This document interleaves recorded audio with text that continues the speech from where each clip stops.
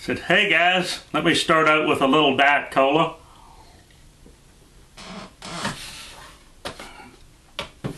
And it is in fact Diet Cola. Good old generic brand. Today I'm responding to RetroGamerVX's community tag. Has 4 questions. Question number 1.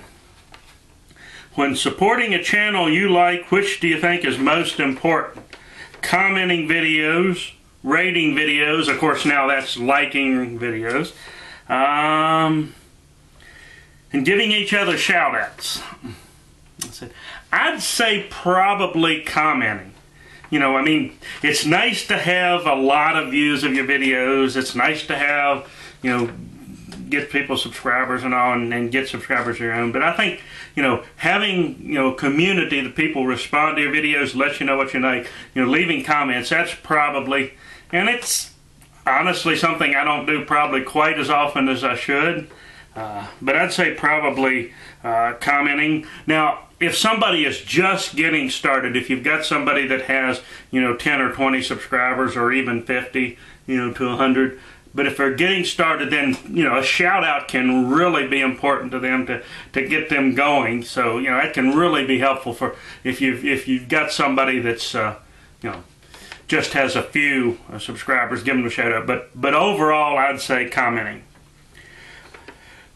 Question number 2. Name 2 YouTube channels that to you represent the best aspects of the gaming community and explain your reasons why.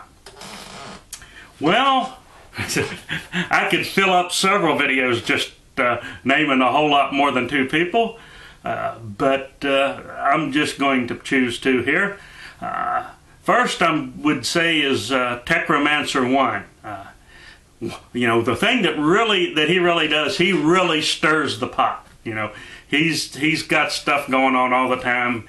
You know, he puts up his own tag videos. He challenges other people to put up tag videos. He has events like when he had the Space Invaders invading YouTube event, or the Pac-Man Fever event for the 30th anniversary of Pac-Man. So, you know, he really keeps things going and you know, gets us all going. So I'd have to list him as 1. For the second one, I'm going to go with Arcade Game Table. And one of the things that you always want is a well-rounded channel. I mean, that maybe is a little cheat. Of course, if you know me, I like to cheat on my tag videos, but I think it's, you know, I think an important aspect of a channel is to be well-rounded. He's got some very informative videos, got some very entertaining videos, responds to other people's questions and tags and all, does shout-outs, you know, has come up with some interesting questions of his own, and tags of his own. So, you know, but just a very well-rounded channel for Arcade Game Table.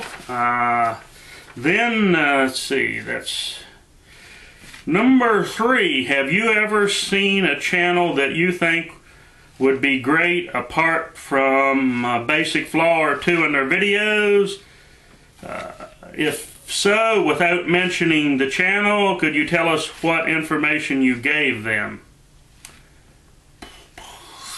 Well, I said I've helped people out, you know, when they had a question, but I haven't, you know, necessarily forced that on them. But I'd say the one thing that of course can be a flaw is the quality of the videos, of gameplay videos, because, you know, sometimes you take a camera and you film a monitor and you get scan lines and it isn't great. You know, sometimes when you're using a capture card you can have problems with it. I mean, capture cards don't always capture every video from every game great.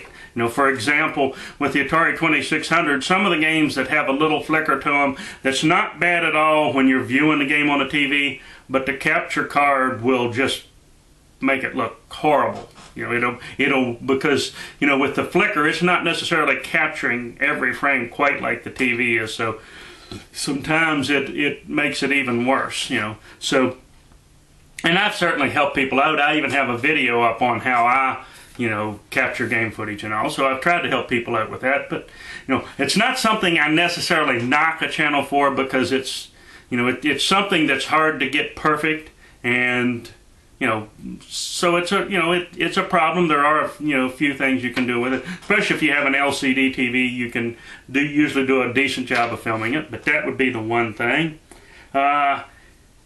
And the other flaw I'd have to say that I, along with other people, I try not to be too, you know, heavy-handed about it, but I have offered suggestions before with the intro that people keep it short. Because, you know, if you've got a 2 or 3 minute video and you've got a, you know, 45-second intro tagged on the front of it, that's pretty long, especially if you're watching a bunch of people's videos, you know, and you've always got that long intro to get through. So, you know, I think, you know, 10 to 15 seconds is best. Certainly keep it under 30, but I've offered that advice to people before. And question number 4. Have you ever had a problem that has been solved by a member of the community? No, I can't say that I had a problem and the member of the community solved it. I've certainly got some good advice, sometimes been given good advice, and sometimes just from watching video on games or systems that I might want to get or that I might not want to get. So, you know, I've certainly got good information, but I haven't had a specific problem that I can think of that somebody has, you know, solved for me. And now, who am I going to tag? Well, the RetroGamerVX tagged a big long list, and I'm not going to tag anybody on the list there.